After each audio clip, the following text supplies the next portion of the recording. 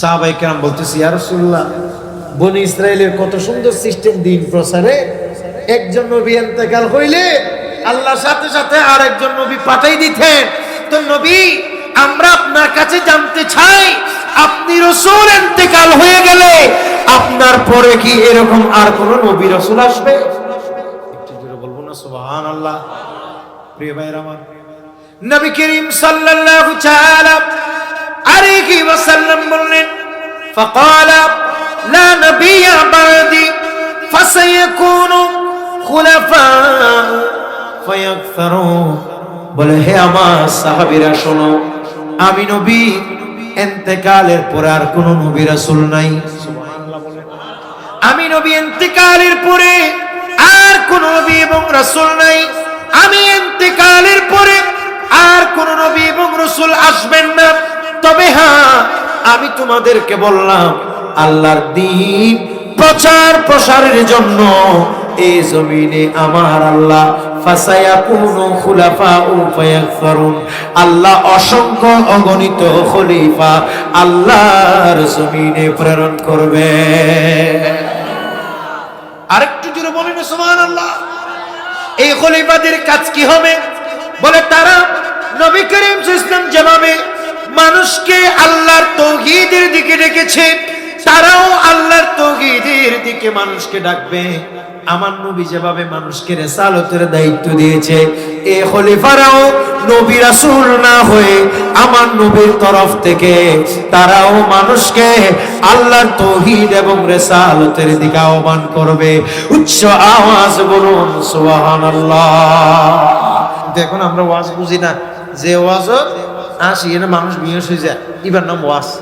ইউটিউবত বহুত ওয়াজের নাম দিয়ে ওদের যে ওয়াজ শুনলে হাসতে হাসতে আপনার লঙ্গি খুলে যাবে। একটু নাউজুবিল্লাহ না হর। আচ্ছা, যে ওয়াজ আসি এনে লঙ্গি খুলে যাইবে, কি ওয়াজ বলেন? এটা কি ওয়াজ নাকি নাটক? আস্তাগফিরুল্লাহ, লা হাওলা ওয়ালা কুওয়াতা ইল্লা বিল্লাহ। বাদশা আকবর যখন দ্বীন এলাহি এটা চালু করলো, তো মানুষ দেখা যাচ্ছে দলে দলে দ্বীন এলাহিতে কিছু মানুষ কি করতেছে, যোগ দিচ্ছে, কিছু মানুষ যুক্তি দিতেছে। ওদের অমুক আবুল ফয়েজ এই আলেম, এরা কি বিয়ে হয়েছে নাকি, এরা কি কম বুঝে নাকি? তো এরা যদি বাদশা আকবরকে সাপোর্ট করতে পারলে আমরা কেন পারবো না বলে দলে দলে সবাই কি ওখানে ও দলের মধ্যে যোগ দিতেছে। একটু জোরে বলবেন না নাউজুবিল্লাহ? এক বর্ণনাতে পাওয়া যাচ্ছে 16 জন, আর এক বর্ণনায় পাচ্ছে 18 জন। অনেক বড় বড় আলেম এই বাদশা আকবরের দ্বীন এলাহি বানানোর টিমের মধ্যে ছিল। একটু জোরে বলবেন না নাউজুবিল্লাহ? তার মানে আলেমরা চাইলে সমাজকে ঠিকও করতে পারে।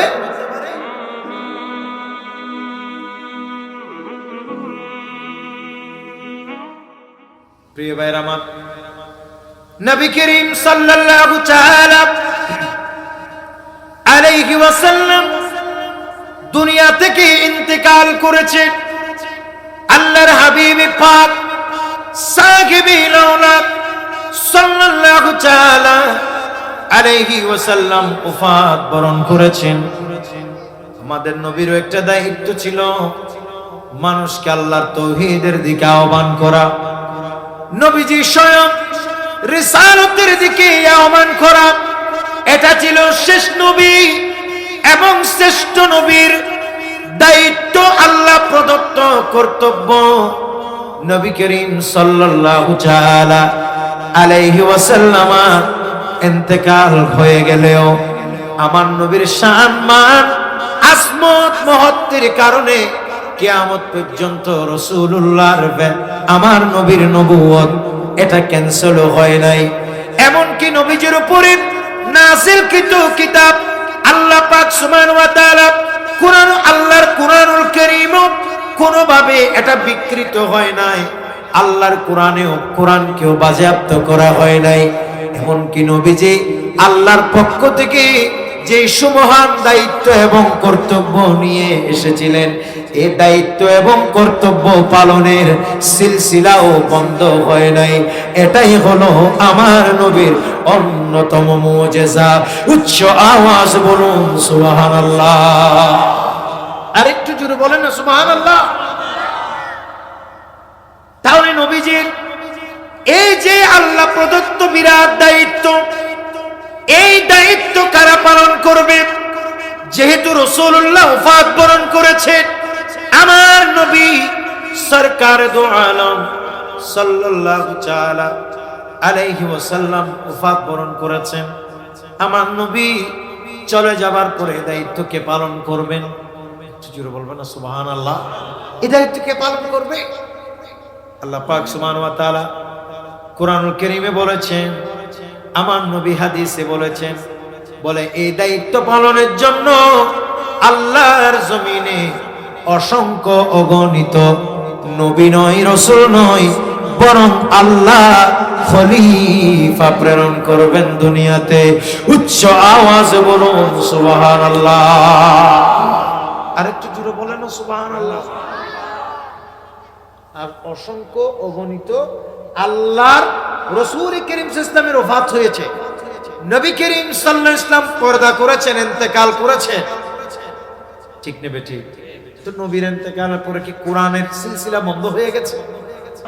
আল্লাহ পাক সুবহানাহু ওয়া তাআলা বলেছেন, ইয়া রাসূলুল্লাহ ইয়া হাবিবাল্লাহ, নবী আপনি দুনিয়া থেকে চলে যাবেন, কিন্তু চলে যাবার পরেও আপনি দেখতে পাবেন দলে দলে মানুষেরা আপনি রাসূলের দ্বীনের মাঝে দীক্ষিত হয়ে যাচ্ছে। উচ্চ আওয়াজ বলুন সুবহানাল্লাহ। ইয়া রাসূলুল্লাহ, আপনি দেখবেন যে আপনার ইন্তেকালের পরেও মানুষেরা দলে দলে দ্বীনের ভিতরে কি হচ্ছে? দীক্ষিত হচ্ছে। দলে দলে দ্বীনের মধ্যে দীক্ষিত হচ্ছে। তার মানে আমার নবীর এই যে দ্বীনের যে দাওয়াতের সিলসিলা, এটা কিয়ামত পর্যন্ত চলবে। একটু জোরে বলবেন না সুবহানাল্লাহ। কিয়ামত পর্যন্ত চলবে। রাসূল করিম ইসলামের যে নূরের ফোকাস, আমার নবীর যে নূরের আলো, সেই নূর এটা কিয়ামত পর্যন্ত জ্বলবে। একটু জোরে বলুন সুবহানাল্লাহ। এটা কিয়ামত পর্যন্ত জ্বলবে।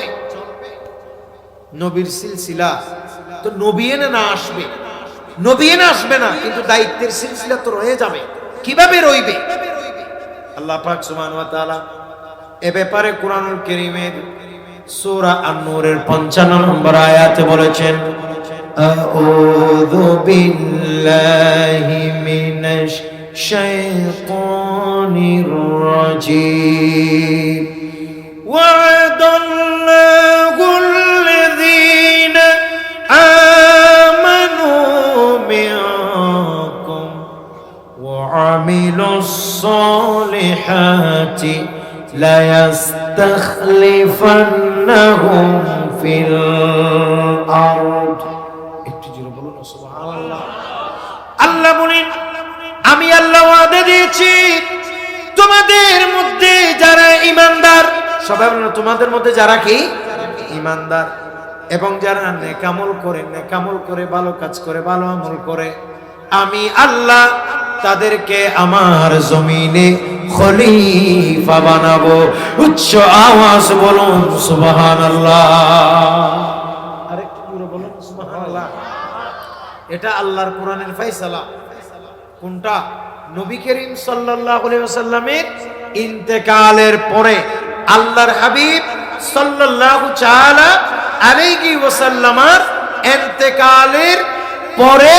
ইন্তেকালের পরে আমার নবীর যে মহান আল্লাহর ওয়াহদানিয়ত এর প্রচার প্রসারের, নবীর রিসালাতের প্রচার প্রসারের যারা দায়িত্ব পালন করবে, এই সিলসিলা যারা অব্যাহত রাখবে, তাদেরকে বলা হয় খলিফাতুল্লাহ।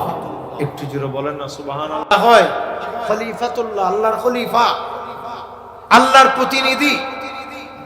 একটু জোরে বলবেন না সুবহানাল্লাহ। তো খলিফা কারা? এরা তো নবী হবে না। খলিফা যারা, তারাই আল্লাহর ওলি। একটু জোরে বলেন না সুবহানাল্লাহ। সহিহ বুখারীতে হাদিসটা আসছে, বাবু যিকির বনি ইসরাইলের অধ্যায় আছে, পারা হিসাব করলে 14 পারার দিকে হবে। তো নবী করিম সাল্লাল্লাহু আলাইহি ওয়াসাল্লাম একদিন সাহাবায়ে কেরামদেরকে ওয়াজ করছেন। বলেন না, সাহাবায়ে কেরামদেরকে কি করছেন? ওয়াজ। বলে রাখা ভালো, ওয়াজ ও নসিহত এটা অনেক বড় ইবাদত। একটু জোরে বলবেন না সুবহানাল্লাহ। ওয়াজ খুদ আল্লাহ পাক সুবহানাহু ওয়া তাআলা আল্লাহর কুদরতি সিস্টেমে ওয়াজ করেছেন অন্যান্য নবী আম্বিয়াগণকে, যেটা আমরা যে বর্ণনা পাই কুরআনুল কারীমের সূরা আলে ইমরানের 81 নম্বর আয়াত। আল্লাহ সমস্ত নবী আম্বিয়াগণকে আল্লাহর কুদরতির সিস্টেমে, আমাদের সিস্টেম না, এটা আল্লাহর কুদরতির সিস্টেমে নবীগণকে সামনে বসাইয়া আমার আল্লাহ সরাসরি নবীগণদেরকে ওয়াজ করেছেন। একটু জোরে বলুন সুবহানাল্লাহ। এমনকি রূহের জগতেও আল্লাহ আমাদেরকে আল্লাহর কুদরতির সিস্টেমে ওয়াজ করেছেন। আল্লাহ আমাদেরকে বলছিলেন আলাস্তু বিরাব্বিকুম, আমি তোমাদের প্রভু নয় কি? আমি কি তোমাদের প্রভু নয়? সেদিন আমরাও আল্লাহর মুখে মুখে জবাব দিয়েছিলাম। কি বলেছিলাম? ক্বালু বালা, হ্যাঁ অবশ্যই আপনি আমাদের রব। একটু জোরে বলুন না সুবহানাল্লাহ। প্রিয় ভাইরা আমার, এজন্য বললাম ওয়াজ ও নসিহত এটি অনেক বড় গুরুত্বপূর্ণ ইবাদত।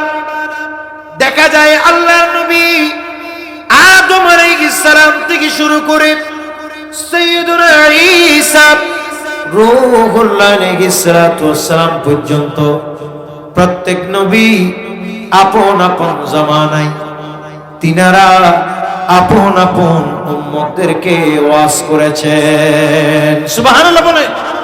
এমন কি দেখা যায় আল্লাহর একজন প্রখ্যাত ওলি, যেই ওলির নামে আল্লাহর কোরআনে সূরা আছে, ওই ওলির নাম হলো হযরত লুকমান আলাইহিস সালাতু ওয়াস সালাম।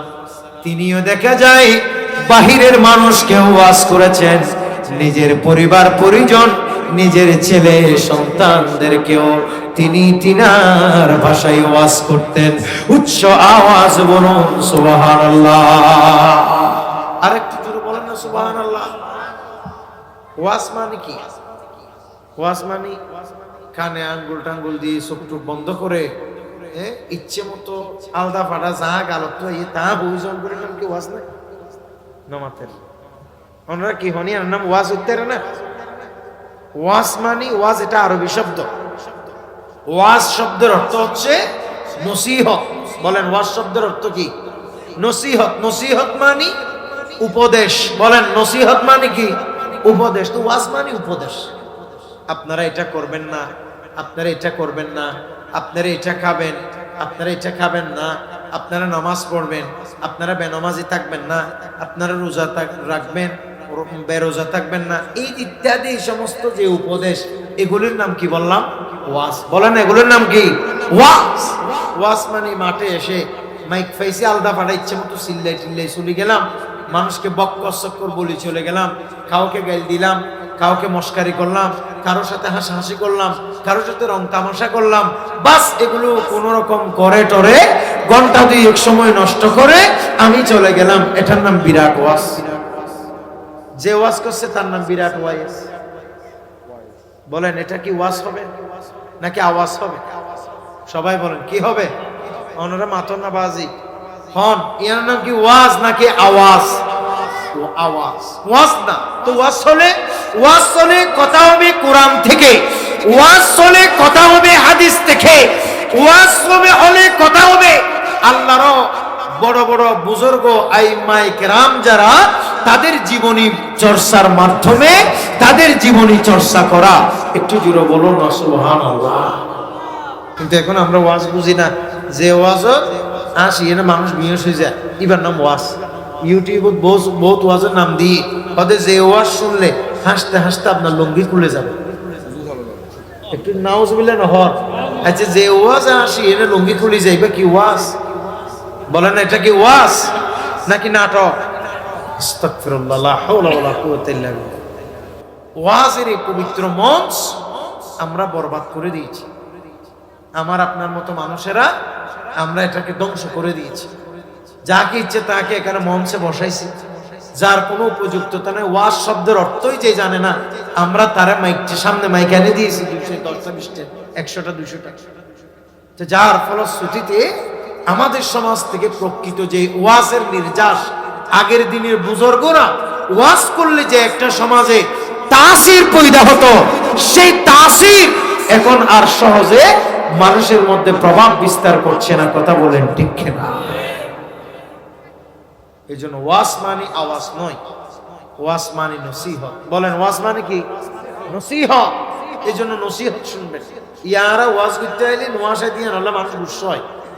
এখন আমরা যে ওয়াজ করতে আসি, মানুষকে যে হাসাই না, মজা টজা দিই না, গল্প টল্প বলি না, এটার জন্য অনেক কমিটি রাগ করে ফেলে।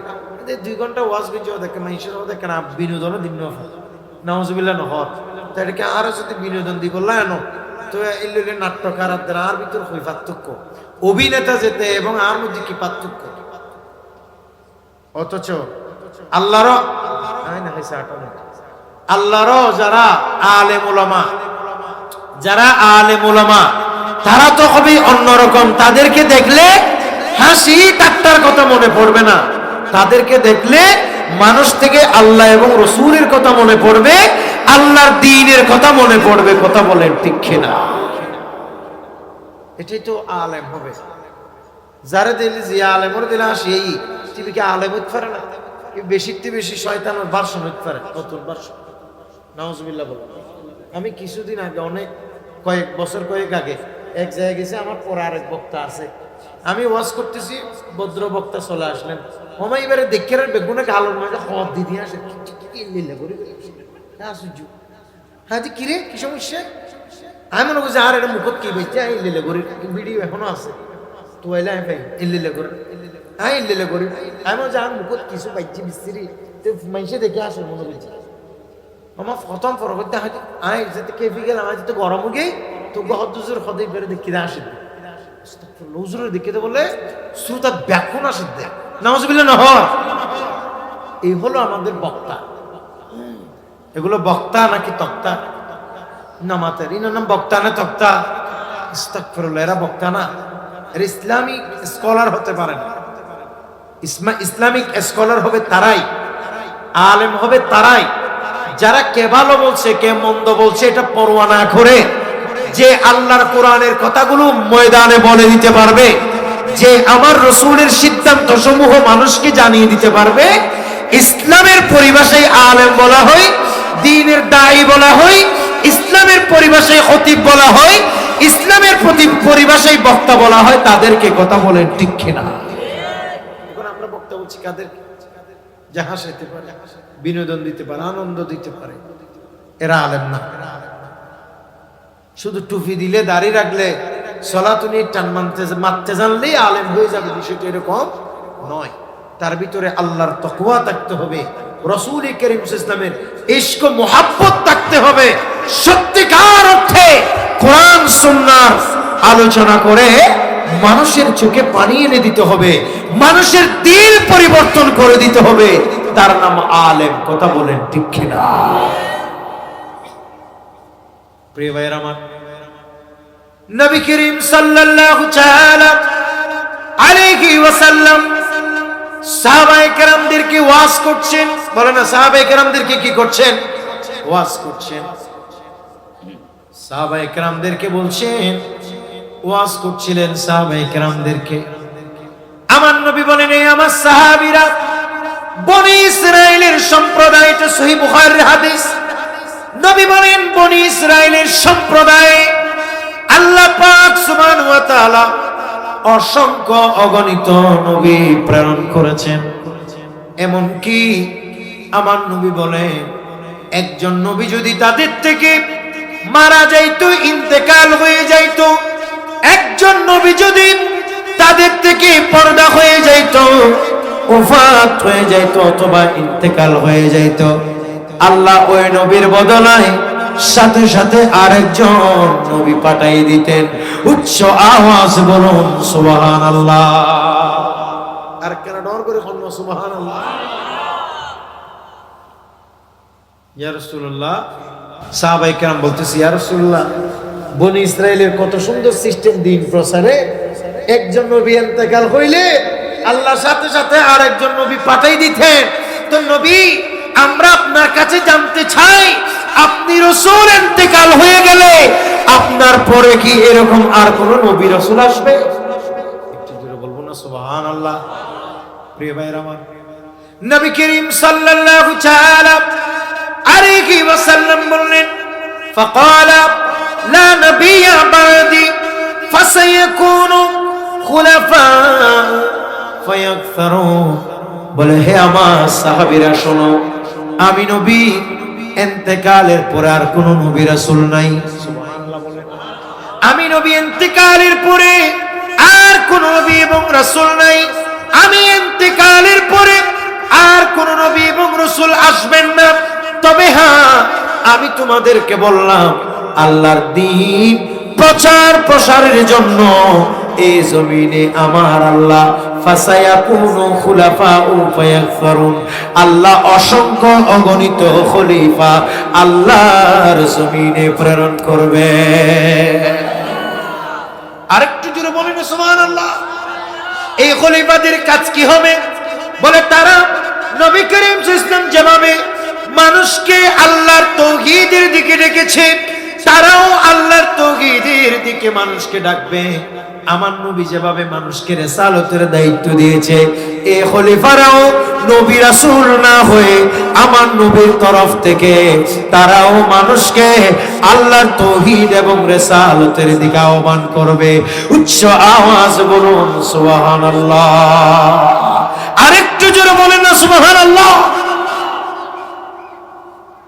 সাইয়্যিদ আলা হযরত বলেছেন খলক সে আউলিয়া আউলিয়া সে রসুল, খলক সে আউলিয়া আউলিয়া সে রসুল और रसूलों से आला हमारा नबी सबसे आला हमारा नबी सबसे आला। क्या खबर कितने तारीख ले चुप गए, क्या खबर कितने तारीख ले चुप गए, पर ना डो हमारा नबी सबसे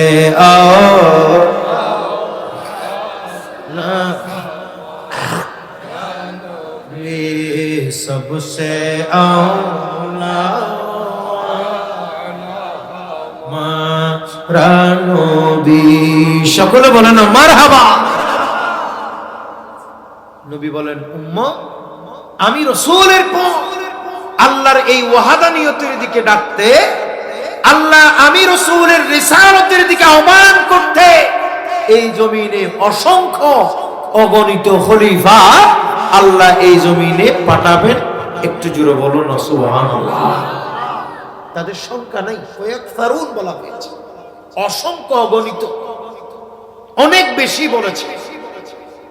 প্রিয় ভাইরা আমার, নবী করিম সাল্লাল্লাহু তাআলা আলাইহি ওয়াসাল্লাম আমাদেরকে কথা বলে দিয়েছেন।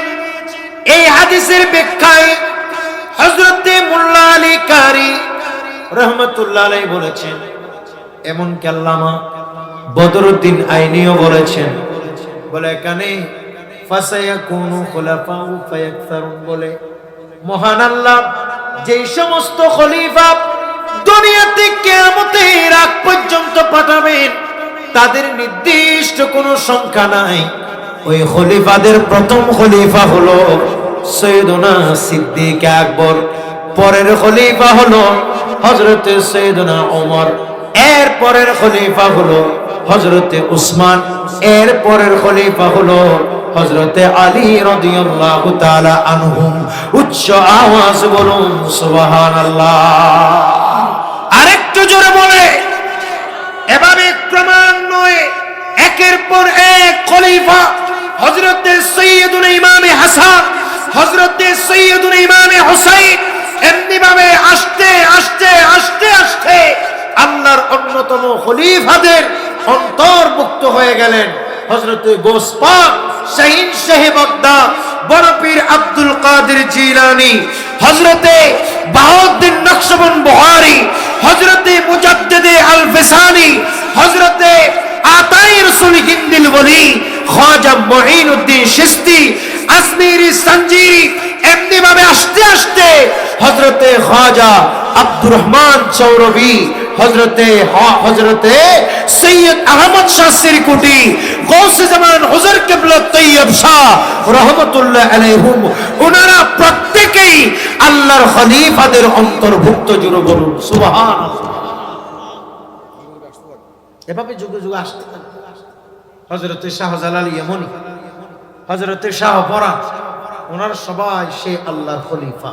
একটু জুড়ে বলবেন না সুবহানাল্লাহ? আরো জুড়ে বলেন না সুবহানাল্লাহ?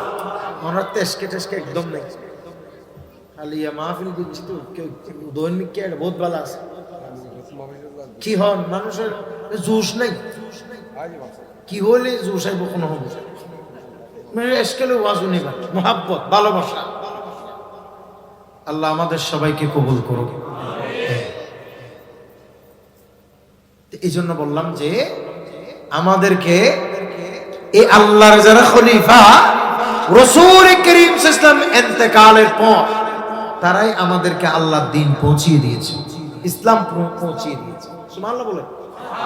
এখানে বাংলাদেশে কোন নবী আসছে এমন কোন বর্ণনা পাওয়া যায় না, এমনকি ভারতীয় নবী আসছেন এরকম কোন একেবারে বিশুদ্ধ সনদ সহকারে কোনো বর্ণনা নেই। কিন্তু না থাকলেও কিছু নবীর মাজার আছে ভারতে, আমি নিজেও জিয়ারত করছি। সেটা হচ্ছে পাঞ্জাবের বরাস নামক এক অঞ্চলে, সেখানে 9 জন নবীর মাজার আছে। আমি নিজের হাতে, আমার এই হাত দিয়ে আমি মাপছি, এক একটা মাজার, এক একটা কবর, এগুলো 16 হাত লম্বা। এবং ওখানে জিয়ারত করলে এখানে রুহের মধ্যে আমি বেশ কয়েকবার জিয়ারত করছি, তো এটা জিয়ারত করার পরে অন্তর একটা প্রশান্তি আসে। এবং ওই জায়গায় যাবার সাথে সাথে যেমনই আপনি ক্লান্ত পরিশ্রান্ত থাকেন, ওখানে যাবার সাথে সাথে আপনার দিলের মধ্যে একটা শান্তি অনুভব হয়। সেই শান্তি থেকে বোঝা যাচ্ছে নিঃসন্দেহে এখানে যারা শায়িত এরাও আল্লাহর অবশ্যই মুখলিস কোন বান্দা হতে পারেন। একটু জোরে বলুন সুবহানাল্লাহ। মুজাদ্দিদ আল ফিসানি শেখ আহমদ সরহিন্দি ফারুকি রহমতুল্লাহ আলাইহি, তিনি তিনার মক্তুবাতের প্রথম খণ্ডে এই উনাদের পরিচয় উল্লেখ করেছেন। তো যাই হোক, আমার কথা হচ্ছে সহি সনদে না থাকুক, কিন্তু মোটামুটি ভারত যেহেতু বিশ্বের প্রাচীনতম জনপদ, আল্লাহর কোরআনে এই কথাটা আছে, প্রত্যেক জনপদে আমি এরকম বার্তাবাহক পাঠিয়েছি, অর্থাৎ নবী রাসূল পাঠিয়েছি। সেই হিসাবে গবেষকরা বলতেছে না, অবশ্যই ভারত যেহেতু ইসলামের বিশ্বের প্রাচীনতম জনপদ, সেই হিসাবে ভারতের মধ্যেও নবী আসছে। কিন্তু বাংলাদেশের মধ্যে কোন নবী আসছে এরকম কোন বর্ণনা পাওয়া যায় না। বলেন না, এরকম কোন বর্ণনা পাওয়া, কিন্তু কয়েকজন সাহাবী আসছে। তো সাহাবী আসলে তিনারাও তো খলিফা। একটু জোরে বলবেন না সুবহানাল্লাহ? সাহাবী আসলে তিনারাও আল্লাহ এবং রাসূলের খলিফা, প্রতিনিধি। যেমন হযরতে সাদ বিন আবি ওয়াক্কাস রাদিয়াল্লাহু তাআলা, জিনার মাজার চীন দেশে আছে, তিনি বাংলাদেশে আসছিলেন মর্মে বর্ণনা পাওয়া যায়। এমনকি তিনি রেঙ্গুনেও ইসলাম প্রচার করেছেন, টেকনাফের সাইট ইসলাম প্রচার করেছেন, চট্টগ্রামের অঞ্চলে ইসলাম প্রচার করে শেষ পর্যন্ত রেঙ্গুন হয়ে বার্মা দিয়ে তিনি চীনে চলে গেছেন। এই চীন দেশের মধ্যে ওনার মাজার, ওনার মাকবারা এখনো পর্যন্ত আছে। একটু জোরে বলুন না সুবহানাল্লাহ। ইসলাম কিভাবে আসছে? বাতাসে উড়ি উড়ি ইসলাম আসছে। নদীতে কলমাইটা ভাসি ভাসি আমাদের কাছে পৌঁছে গেছে। কিভাবে আসছে? আল্লাহর আউলিয়া কেরামের মাধ্যমে। এই আল্লাহ ইসলাম প্রচারে আল্লাহর আউলিয়া কেরামের এই বাংলাদেশে ব্যাপক অবদান। একটু জোরে বলুন না সুবহানাল্লাহ। এবং এগুলো একমাত্র নাফরমান ছাড়া আর কেউ অস্বীকার করার কোনো সুযোগ নাই। যারা আল্লাহর নাফরমান তারাও অস্বীকার করে। শাহজালাল ইয়ামানি মুজাররাদি রহমতুল্লাহ আলাইহি, তিনি কত মানুষকে আল্লাহর কালমা পড়িয়েছে, সকলে বলেন না মারহাবা। তিনি কিভাবে ইসলামের খেদমত করেছেন। সুরমা নদীতে তিনি এরকম আপনার এরকম জায়নামাজ বিছিয়ে জায়নামাজের উপর দাঁড়িয়ে ইয়েমন থেকে তিনি শুধু বাংলাদেশে চলে আসছিলেন শুধু আল্লাহ এবং রসুলের নির্দেশে তিনাদের প্রতিনিধিত্ব করার জন্য। কি মানি? আমাদেরকে কলমা চিনাবার জন্য, শিখাবার জন্য। একটু জোরে বলুন সুবহানাল্লাহ। এগুলো আর্যদের দেশ ছিল। প্রিয় ভাইয়ের আমার, এমনি ভাবে নবী করিম সাল্লাল্লাহু তাআলা আলাইহি ওয়াসাল্লাম হাদিস পাকের বিভিন্ন সূত্র থেকে জানা যায়, আল্লাহর যারা ওলি, আল্লাহর যারা প্রতিনিধি, আল্লাহর যারা প্রতিনিধি হবে, আল্লাহর যারা ওলি হবে, ওলি, বলুন সুবহানাল্লাহ। আল্লাহর যারা প্রতিনিধি, তাদের কাজ হলো মানুষকে আল্লাহর তাওহীদের দিকে ডাকা, শিরিক বিদআত কুফর থেকে মানুষকে দূরীভূত করে রাখা। একটু জোরে বলুন সুবহানাল্লাহ। এরকম ইতিহাসের নাম বললে পাওয়া যায়, যাদের উল্লেখযোগ্য, যাদের অবদান ভারত উপমহাদেশে ইসলাম প্রচারে আছে, সেখানের ভিতরে অন্যতম একজনের নাম হলো আতায়ে রাসূল হিন্দিল ওলি খাজা মুঈনুদ্দিন চিশতি আজমিরি সঞ্জিরি রাহমাতুল্লাহ আলাইহি। উচ্চ আওয়াজে বলুন সুবহানাল্লাহ। পুরো বলেন হযরতে খাজা গরিব নওয়াজ প্রায় 1 কোটির কাছাকাছি মানুষকে তিনি কলমার দাওয়াত দিয়েছেন। সুবহানাল্লাহ বলেন। এমনকি ইতিহাসের কিতাব না, বিভিন্ন কিতাবে আছে, তাফরিহুল খাতিরিল ফাতির ফি মানাকিবে শাইখ আব্দুল কাদের, এই কিতাবের ভিতরে পাওয়া যায়। আর অনেক কিতাবে আছে। একেবারে বিশুদ্ধ সনদে জুবদাতুল আসার, আব্দুল হক মুহাদ্দিসে দেলভী, এই ভারত উপমহাদেশের প্রখ্যাত মুহাদ্দিস, উনার কিতাবের মধ্যেও এই ঘটনা, এই বর্ণনা পাওয়া যায়। বড় বড় আল্লামা ইবনে হাজার আসকালানি থেকে শুরু করে বড় বড় আইম্মায়ে কেরাম এই ঘটনা একেবারে বিশুদ্ধ সনদে বর্ণনা করেছেন। বলে গৌসে পাক আব্দুল কাদের জিলানী আল গিলানী রাদিয়াল্লাহু আনহু যখন তিনি বাগদাদের জমিনে বড় একজন আলেম, আল্লাহর কুতুব হিসেবে আত্মপ্রকাশ করেছিলেন, তিনি যখন উপযুক্ত হয়ে উঠেছিলেন, সেই সময় এই গোটা বাগদাদ আল্লাহর দ্বীন থেকে মানুষ মুখ ফিরিয়ে নিয়ে মানুষ রং তামাশা, খেল তামাশায় মত্ত হয়ে গিয়েছিলেন। আল্লাহর সঠিক দ্বীন বলে শয়তানের কুপ্ররোচনায় মানুষ আল্লাহর দ্বীন থেকে দলে দলে বিচ্যুত হয়ে যাচ্ছিলেন। একটু জোরে বলবেন না নাউজুবিল্লাহ। এগুলো কোন সময়ের কথা? বড় পীর আব্দুল কাদের জিলানী আল গিলানী রাহমাতুল্লাহ আলাইহির কথা বলছি। 500 হিজরির আমি কথা বলছি, 500 হিজরির কথা, শুরুর দিকের কথা। সবাই এখানে আপনার মানুষ মুসলমান হয়েছে, কিন্তু ইমানের আগামাথা নমাতে মাথা নমাজে ইমানের আগামাথা নাই, ব্যাগ দিন তো সারবই। এই সময়, সেই সময় আমার গোস পাক আব্দুল কাদের জিলানী জিলানির উপর আল্লাহর পক্ষ থেকে একটা নির্দেশ হলো, আয় আব্দুল কাদের, এখন থেকে তুমি মানুষকে আল্লাহর দ্বীনের পথে আহ্বান করো, মানুষের কাছে রাসূলুল্লাহর সঠিক কলেমা পৌঁছিয়ে দাও। সুবহানাল্লাহ। একদিন বড় পীর আব্দুল কাদের জিলানী হেঁটে যাচ্ছিলেন। ঘটনার বিবরণ আপনারা অনেকেই জানেন। যাওয়ার সময় হঠাৎ করে মুরব্বী এক মানুষ, বলেন না মুরব্বী এক মানুষ, তিনাকে ডেকে বলছিলেন, মুরব্বী এক আল্লাহর বান্দা তিনাকে ডেকে বলছিলেন, এক আল্লাহর বান্দা মুরব্বী রাস্তার পাশে বসে আছে। ওই মুরব্বী মানুষ, বয়োজ্যেষ্ঠ মানুষ, দুর্বল মানুষ, কিনকায়া মানুষটা গোসপাক যাওয়ার সময় হঠাৎ ডাক দিলেন, আব্দুল কাদের, আমাকে একটু দরে বসা থেকে উঠাই দেন। সুবহানাল্লাহ বলেন। আমাকে একটু বসা থেকে উঠাই দে।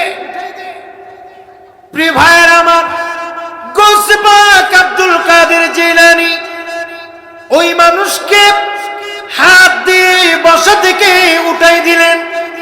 উঠিয়ে দেবার সাথে সাথে দেখা যায়, একটু আগে যে মানুষটা দুর্বল ছিল, শরীরে শক্তিহীন ছিল, একেবারে জরাজীর্ণ ছিল, এই মানুষটা মুহূর্তের ভিতরে গৌসে পাকের পরশ পেয়ে সাথে সাথে টকবকে যুবক হয়ে গেছে। পাগল কান্দিস না আর গাছ তলায়, গোসে পাকের নাম জপিলে আল্লাহ পাওয়া যায়, আমার গোসে পাকের নাম জপিলে আল্লাহ পাওয়া যায়। পাগল কান্দিস না আর গাছ তো নাই, গোসে পাকের নাম জপিলে, বলুন গোসে পাকের নাম জপিলে আল্লাহ পাওয়া যায়। আসসালাম আসসালাম। চোর এসেছে চুরি করতে গোস পাকের দরবারেতে, চোর এসেছে চুরি করতে গোস পাকের দরবারেতে, চোর এসেছে চুরি করতে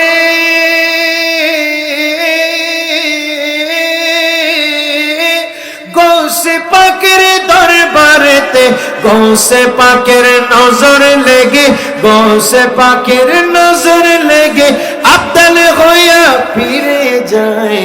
গোসে পাকের নাম জপিলে আল্লাহ পাওয়া যায়। পাগল কান্দিস না আর গাছ তলায়, গোসে পাকের নাম জপিলে আল্লাহ পাওয়া যায়। আসসালামু আলাইকুম।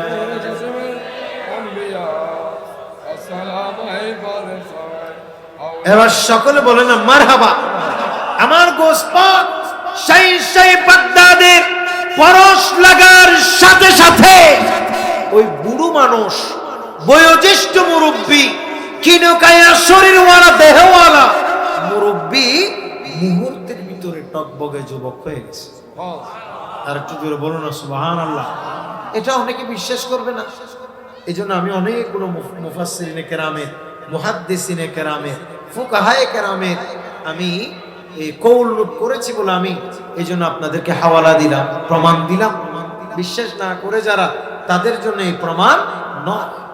তবে একথা মনে রাখেন, এটা হচ্ছে আল্লাহর তরফ থেকে দ্বীন প্রচারের গৌসে পাক আব্দুল কাদের জিলানী আল গিলানী রাহমাতুল্লাহ আলাইহির উপরে একটি অন্যতম ইলহাম ছিল। একটু জোরে বলুন সুবহানাল্লাহ। এমনি ভাবে গৌস পাক দেখা যায় এরকম। হযরতে বাহাউদ্দিন নকশবন্দ বুখারী রাহমাতুল্লাহ আলাইহি, তিনিও এমনি ভাবে আল্লাহ পাক সুবহানাহু ওয়া তাআলার দরবারে বারবার কান্নাকাটি করছিলেন। যখন তিনি দেখলেন আল্লাহর বান্দারা দ্বীন থেকে সরে যাচ্ছে, সবাই কোথায় থেকে সরে যাচ্ছে? দ্বীন থেকে। আল্লাহর দ্বীন একটু দেখতে আল্লাহর বান্দা সরে যার গই। হযরতে বাহাউদ্দিন, খাজা বাহাউদ্দিন নকশবন্দ বুখারী, যিনি তরিকায়ে নকশবন্দিয়া মুজাদ্দিদিয়ার প্রবর্তক, একটু জোরে বলবেন না সুবহানাল্লাহ। এই বাহাউদ্দিন নকশবন্দ বুখারী রহমতুল্লাহ আলাইহি, তিনিও দেখতেছে বুখারার সমরকন্দে ওনার বাড়ি, তিনিও দেখতেছে বিশ্বের মানুষেরা দিন দিন আল্লাহর দিন থেকে সরে বেদিনে রূপ নিচ্ছে। মানুষের অবস্থা দিন দিন কাহিল হয়ে যাচ্ছে। মানুষ দিন দিন শয়তানের পদাঙ্ক অনুসরণ করতে শুরু করছে। একটু জোরে বলবেন না নাউজুবিল্লাহ। এমত অবস্থায় আল্লাহর এই প্রখ্যাত ওলি হযরতে বাহাউদ্দিন নকশবন্দ বুখারী, তিনি আল্লাহর দরবারে সিজদায় রত হলেন। সুবহানাল্লাহ। কিসের রত হলেন? সিজদায়। এক সিজদা দিয়ে খাজা বাহাউদ্দিন নকশবন্দ বুখারী একেবারে এক সিজদা দিয়ে বরাবর 15 দিন রয়ে গেছে। শুধুমাত্র ফরজ নামাজের জন্য সিজদা থেকে দাঁড়িয়েছেন, অন্য কোনো কারণে বাহাউদ্দিন নকশবন্দ বুখারী দাঁড়ায় নাই। শুধুমাত্র আল্লাহ পাক সুবহানাহু ওয়া তাআলার দরবারে দোয়া করছিলেন, আল্লাহ রে, তোমার বান্দাদেরকে কিভাবে তোমার দ্বীনের দিকে আহ্বান করা যায়, আল্লাহ কিভাবে তোমার বান্দাদেরকে তোমার দ্বীনের দিকে আহ্বান করা যায়। শুধু এভাবে 15 দিন যাবত আল্লাহর দরবারে এই প্রার্থনা ছিল। 15 দিন 14 দিন শেষ হওয়ার পর 15 দিনের মাথায় আল্লাহর পক্ষ থেকে বাহাউদ্দিন নকশবন্দ বুখারীর উপর ইলহাম হয়েছে, এ বাহাউদ্দিন আমি তোমাকে তরিকায়ে নকশবন্দ নামে একটি তরিকা দান করলাম, তোমার দ্বীনে যারা দীক্ষিত হবে তারা সরাসরি আমি আল্লাহর দ্বীন পেয়ে যাবে। আরেকটু জোরে বলেন না সুবহানাল্লাহ। এভাবে দেখবেন যে আপনি সব বলিলেন। হুজুর গৌস পাকের কথা বললাম, বাহাউদ্দিন নকশবন্দ বুখারীর কথা বললাম, খাজা গরিব নওয়াজ ভারত উপমহাদেশে সরাসরি ইসলাম প্রচারে যার সবথেকে বেশি অবদান, বলেন আল্লাহু আকবার। এক কোটি মুসলমানকে তিনি কলমা পড়িয়েছেন। বাংলাদেশে হযরত শাহজালাল মুজাররাদি ইয়ামানি রাহমাতুল্লাহ আলাইহি তিনিও প্রায় 1 কোটির বেশি সংখ্যক মুসলমান বানিয়েছেন। একটু জোরে বলবেন না সুবহানাল্লাহ।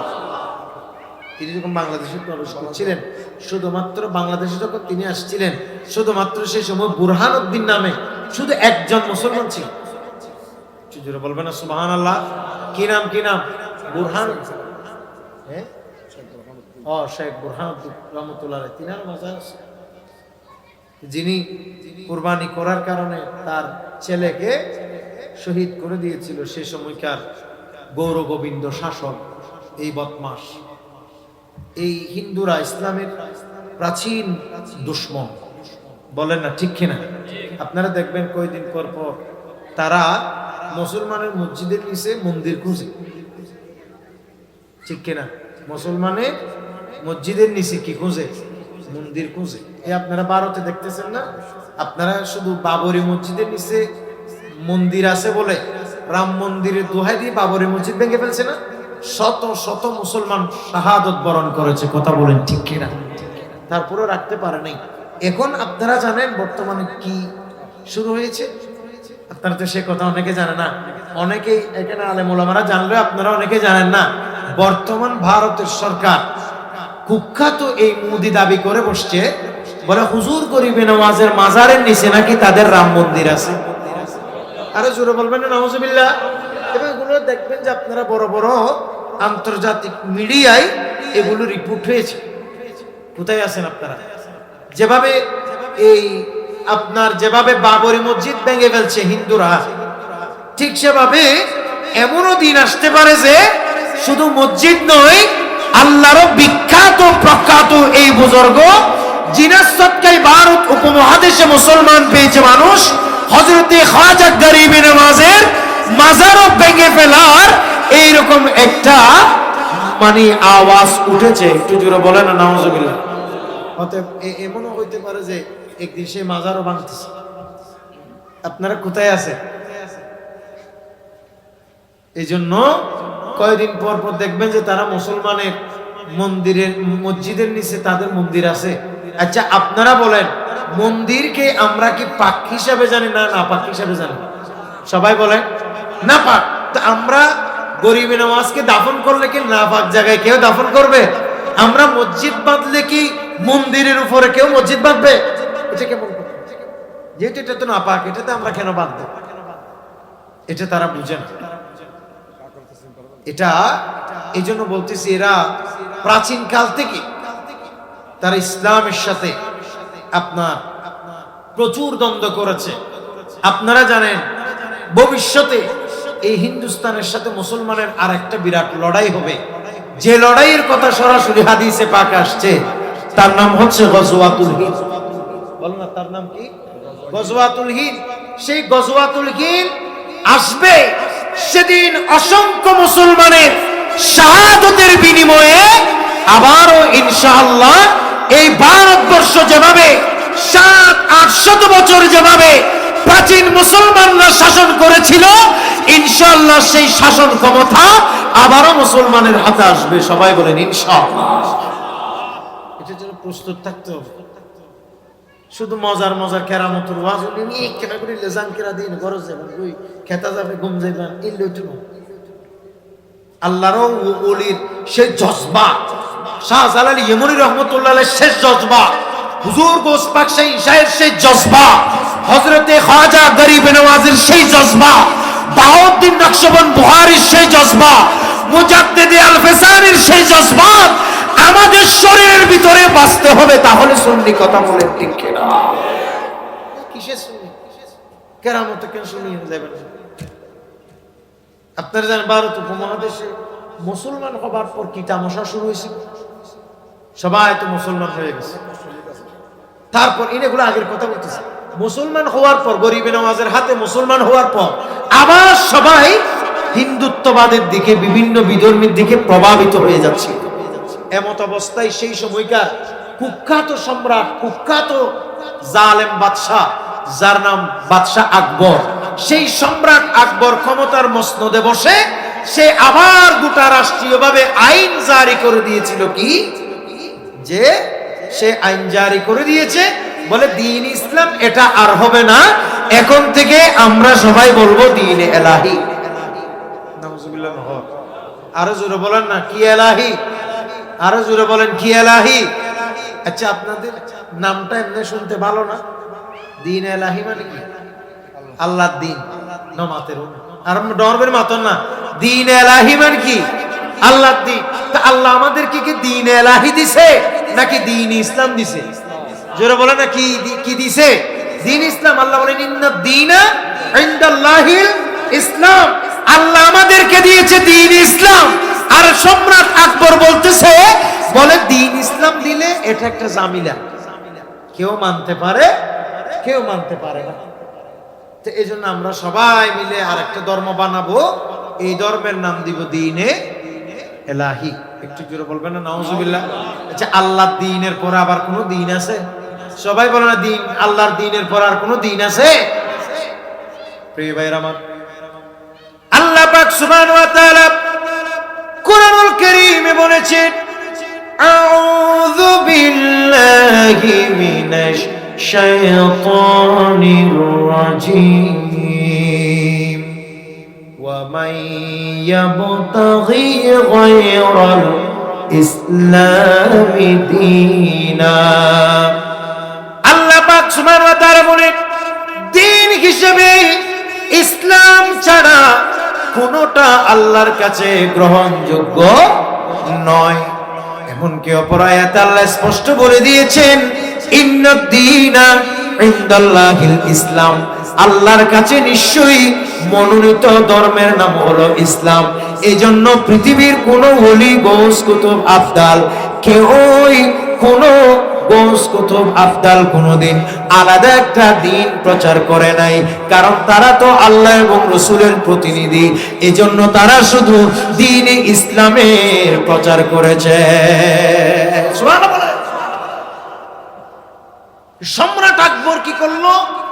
সবাইকে বলতেছে, বলে ইসলাম মানলে অনেক সমস্যা। নাউজুবিল্লাহ। ইসলাম মানলে অনেক সমস্যা। কে বলতেছে? সম্রাট আকবর। বলে এটা কেউ মানতে পারে আর কেউ কি করতে পারে না, মানতে পারে না।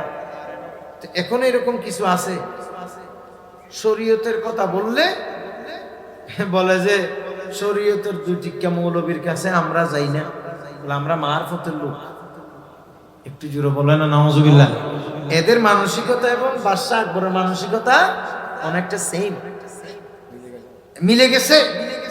বাদশাহ আকবর বলেছে, কারণ শরীয়ত মানলে বন্ড যারা, তারা কিন্তু শরীয়ত মানতে চায় না, শুধু মারফতের মানে দোহাই দেয়। কথা বলে না, ঠিক কিনা? মনে রাখবেন, শরীয়ত এবং মারফত দুইটাই একটার সাথে গাঁথা। শরীয়ত ছাড়া কখনো মারফত হয় না, মারফত ছাড়া কখনো শরীয়ত হয় না। এই জন্য শেখ শিহাবউদ্দিন সোহরাওয়ার্দী আল আওয়ারিফুল মাআরিফ নামক কিতাবে তিনি বলতেছেন, বলে আশ-শরীয়তু কাল-লাবনে ওয়াল মারিফাতু কাজ-জুবদা। বলে শরীয়ত হচ্ছে দুধের মতো, আর মারিফত হচ্ছে দইয়ের মতো। বলে দুধ ছাড়া যেভাবে দইয়ের কোনো অস্তিত্ব হয় না, দই ছাড়া যেভাবে দুধ হয় না, দুধ থেকে যেভাবে দই হয়, ঠিক সেভাবে শরীয়ত থেকে মারিফত হয়। বরং দুধ ছাড়া যেভাবে দই হতে পারে না, এরকম শরীয়ত ছাড়া কখনো মারিফত হতে পারে না। কথা বলেন ঠিক কিনা? এই যারা নামাজ না পড়ে চুলের মধ্যে জটপট ফাঁকায়, এরকম কিছু আছে না নাই? চুলের মধ্যে ব্রিটিশ আমলের উন্নত ফাঁসে এইলা করে জট বাঁধে দেয়। এটা জীব ফানি নো ফাত্তরের জন্য ঢুকিবে ফেরাক মারার দুপুর মাথা চুলত মাঝে কি মারার দেয় ফেরাক ওই বিয়াত মারা দে টৈনত মারা দে টৈনত মারা দিবে মারার দে ইউটিউবে দিলাম টুপ ফেরাক ডরিবে আমার মারার দে চুলতে ঢুকায় না পারে চ্যালেঞ্জ দিয়ে যেতে চাই পারো নাউজুবিল্লাহ নহ আর একটু জোরে বলে না নাউজুবিল্লাহ বলে এসবের সাথে আল্লাহ দ্বীনের কোনো সম্পর্ক আছে? এরা কি বলে আমরা নামাজ পড়ি না, আমরা মারেফতের লোক। কেন? কারণ এরা যদি শরীয়ত মানে তাহলে তো নামাজ পড়তে হবে, গোসল করতে হবে, পর্দা সহকারে চলতে হবে, নারী পুরুষের অবাধ মেলামেশা করা যাবে না, মদ গাঁজা ফেন্সি ডিরিয়া বা খাওয়া যাবে না।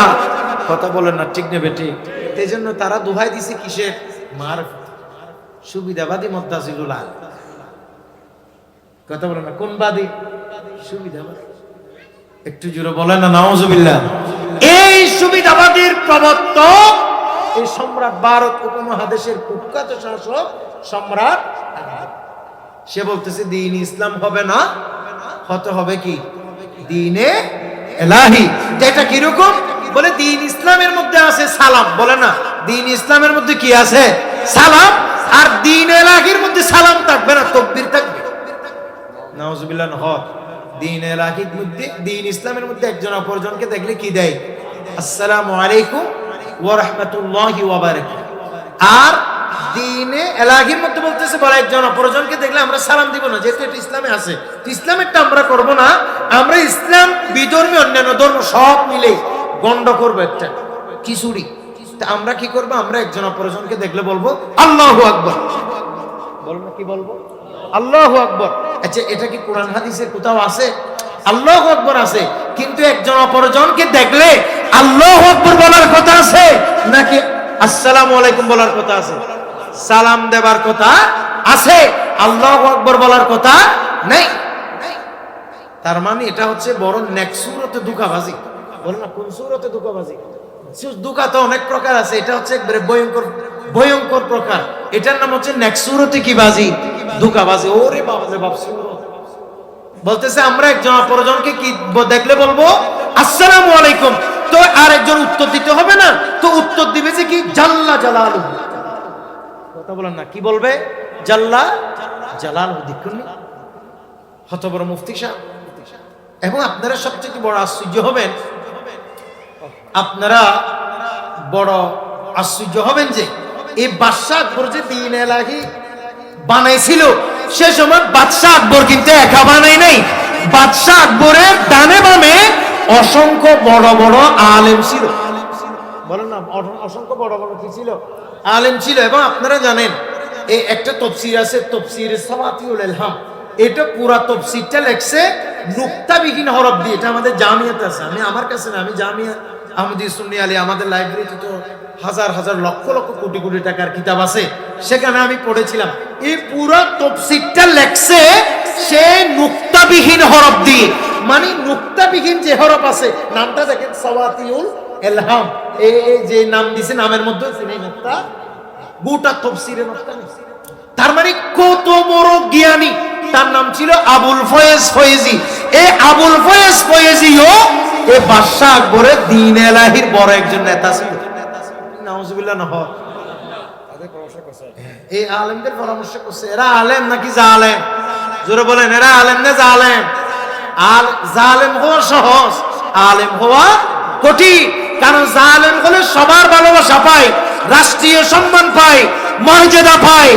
আর আলেম হলে ঘরের বউ ভালো মতো দেখতে পারে না। কথা বলেন ঠিক কিনা? এলাকার মানুষই দেখতে পারে না, কারণ সে মানুষকে ভালো করতে হবে। ভালো কথা কেসে আল্লাহ আমাদেরকে বুঝার তৌফিক দান করুন।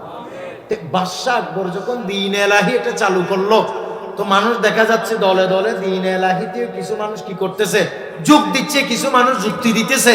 হতে অমুক আবুল ফয়েজ ফয়েজ এই আলেম, এরা কি বিয়ে হয়েছে নাকি, এরা কি কম বুঝে নাকি? তো এরা যদি বাদশাহ আকবরকে সাপোর্ট করতে পারলে আমরা কেন পারবো না বলে দলে দলে সবাই ওখানে দলের মধ্যে যোগ দিতেছে। একটু জোরে বলবেন না নাউজুবিল্লাহ। এক বর্ণনাতে পাওয়া যাচ্ছে 16 জন, আর এক বর্ণনায় পাচ্ছে 18 জন। অনেক বড় বড় আলেম এই বাদশাহ আকবরের দ্বীন এলাহি বানানোর টিমের মধ্যে ছিল। জোরে বলবেন না নাউজুবিল্লাহ। তার মানে আলেমরা চাইলে সমাজকে ঠিকও করতে পারে, আলেমে চাইলে সমাজকে কিও করতে পারে, নষ্টও করতে পারে। আলেমরা যদি মানুষকে হক কথা বলে মানুষ শুদ্ধ হয়ে যাবে, আর আলেমরা যদি টাকার লোভে, পয়সার লোভে, দাওয়াতের লোভে হক কথা যদি না বলে এই সমাজ ধ্বংস হয়ে যাবে, পতন হয়ে যাবে। কথা বলেন ঠিক কিনা? ধ্বংস হয়ে যাবে আলেমের কারণে। এই জন্য আলেম, রাসূল পাক সাল্লাল্লাহু আলাইহি ওয়াসাল্লামের হাদিসে আছে, আলেমরা হচ্ছে পৃথিবীর সবথেকে উৎকৃষ্ট উন্নত জাতি, উন্নত সৃষ্টি আল্লাহর, আর আলেমরাই হচ্ছে আল্লাহর সবথেকে নিকৃষ্ট সৃষ্টি। তো উৎকৃষ্ট কখন? বলে যখন ভালো কাজ করে, হক কথা বলে, এলমের চর্চা করে, তখন আলেম উৎকৃষ্ট। আর এলমের চর্চা থেকে যখন আলেম দূরে সরে যায়, যখন সে হক কথা বলতে ভয় পায়, যখন সে বড় লোকের তাবেদারি করে, যখন সে সমাজের মানুষের সম্মানের লোভে হক কথা না বলে, তখন ওই আলেম হয় পৃথিবীর সবচেয়ে নিকৃষ্ট মানুষ। একটু জোরে বলবেন না নাউজুবিল্লাহ।